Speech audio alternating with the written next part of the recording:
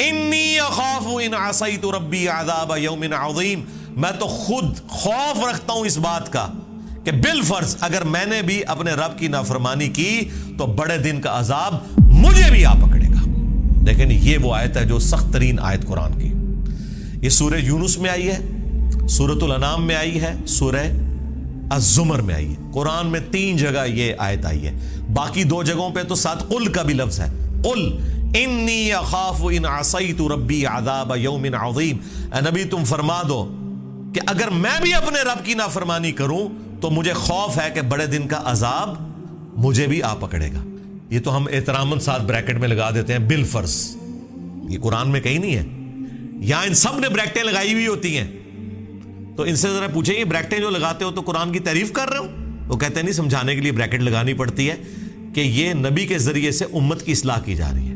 اس کا مطلب ہے بریکٹ میں اگر کوئی تفسیر کے طور پر بات کی جائے تو وہ قرآن کی تحریف نہیں ہوتی۔ یقیناً نبی تو قطعی جنتی ہے، وہ اللہ کی نافرمانی نہیں کریں گے، ان کے ذریعے سے امت کو کہلوایا جاتا ہے۔ امت کو اس لیے کہلوایا گیا تھا کہ کوئی امتی کل کو اٹھ کے یہ کہے کہ تم ہمارے سلسلے میں بیعت ہو جاؤ، میں اس وقت تک جنت میں نہیں جاؤں گا جب تک کہ سارے مرید اپنے ساتھ لے نہ جاؤں۔ اندازہ کریں، یعنی نبی کے ہوتے ہوئے نبی کی مبارک زبان سے جب یہ کہلوایا جا رہا ہے کہ اے نبی تم فرماؤ کہ مجھے خود خوف ہے کہ اگر میں نے اپنے رب کی نافرمانی کی تو بڑے دن کا عذاب مجھے آ پکڑے گا، تو یہ کہتے ہیں یہ اس لیے تھا تاکہ امت کو ڈر سنایا جائے۔ اور امت اتنی دلیر ہے کہ امت کا ایک بابا کھڑا ہو کے کہتا ہے کہ جی میں اس وقت تک جنت میں داخل ہی نہیں ہوں گا جب تک کہ اپنے سارے مریدوں کو لے نہ جاؤں۔ کتنے لے نہ جائیں؟ جسے تو جانا ہے۔ جنت کی گارنٹی تو کوئی نہیں ہے۔ بخاری مسلم دونوں میں حدیث ہے، نبی علیہ السلام نے اپنے ایک ایک رشتہ دار کو پکارا۔ جب سورہ الشعراء کی وہ آیت نازل ہوئی نا کہ نبی اپنے قریبی رشتہ داروں کو ڈر سنائیے، تو نبی علیہ السلام نے اعلانیہ کہا، اے نبی کے چچا عباس، میرے مال سے جو لینا ہے لے لے، اگر اللہ کے حضور تو پکڑا گیا میں تیرے کچھ کام نہیں آؤں گا۔ اے نبی کی پھوپھی صفیہ، میرے مال سے جو لینا ہے لے لے، مال تو میں تجھے دے کے انٹرٹین کر سکتا ہوں لیکن اللہ کے حضور اگر تو پکڑی گئی میں تیرے کچھ کام نہیں آؤں گا۔ اے نبی کی بیٹی فاطمہ جو جنتی عورتوں کی سردار بھی ہے، بخاری مسلم میں ہے، میرے مال سے جو لینا ہے لے لے، اگر اللہ کے حضور تو پکڑی گئی تو میں تیرے کچھ کام نہیں آؤں گا۔ یہ ساری باتیں کیا اس لیے کی جا رہی تھی کہ اس کے بعد ان آیات اور احادیث کی تشریح آگے سے کی جائے؟ اے نہیں جی یہ تے سانو سمجھانے واسطے سی، اللہ دے نبی تے کدے گناہ نہیں کر سکتے۔ بالکل ہے تے سمجھے ہو تسی، تواڈے وڈے سمجھ گئے، نبی کے بعد تو سارے برابر ہیں نا، چاہے حضور کے زمانے کا کوئی انسان ہے وہ بھی فالوور ہے، چاہے قیامت والے دن تک جو آخری انسان ہے وہ بھی فالوور ہے۔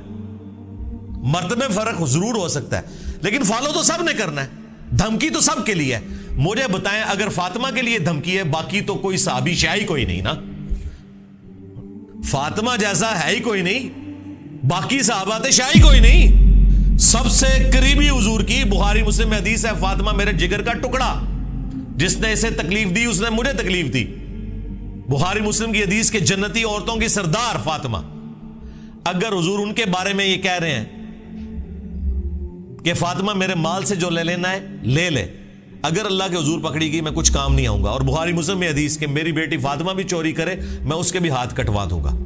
تو سرکار باقی تو کوئی شے نہیں ہے، یہ سیدہ فاطمہ کے ذریعے پوری امت کو اناؤنسمنٹ کی جا رہی ہے۔